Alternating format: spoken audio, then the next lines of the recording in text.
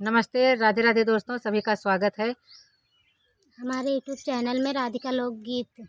मैं एक नाच गीत सुनाने चल रही हूँ। अच्छा लगे तो कमेंट बॉक्स में ज़रूर बताना। और इनके चैनल को आप लोग ज़रूर सपोर्ट कीजिएगा और आगे बढ़ाइए।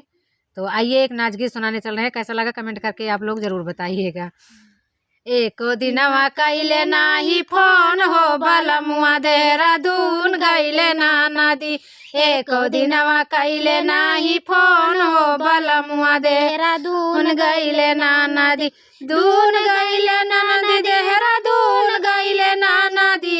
एको दिनवा कइले नाही फोन हो बलमुआ देहरादून गइले ना नदी। जियरा नाही गई बगियावा मगाइले जियरा नाही लगई बगियावा में गाइले सांझावा सबेरवा आवै सुध हो बलमुआ देहरादून गइले ना नदी।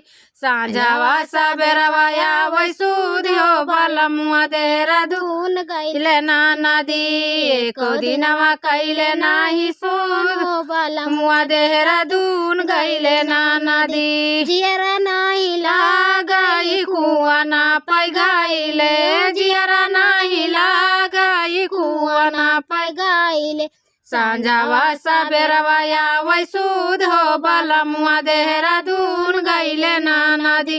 सांझावा सबेरवा आवै सुध हो बलमुआ देहरादून गइले ना नदी।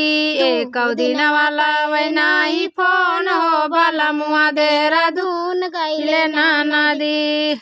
दून गइले ना नदी दून गइले ना नदी।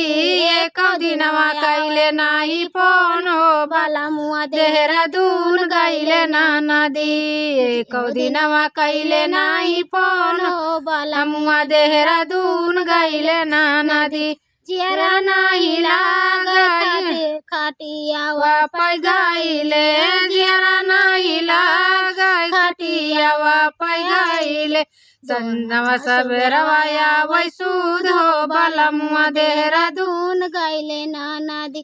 सांझावा सबेरवा आवै सुध हो बलमुआ देहरादून गइले ना नदी। एको दिनवा कइले नाही फोन हो सबेरवा एको दिनवा कइले नाही फोन हो बलमुआ देहरादून गइले ना नदी। एको दिनवा कइले नाही फोन हो सब बलमुआ देहरादून गइले ना नदी।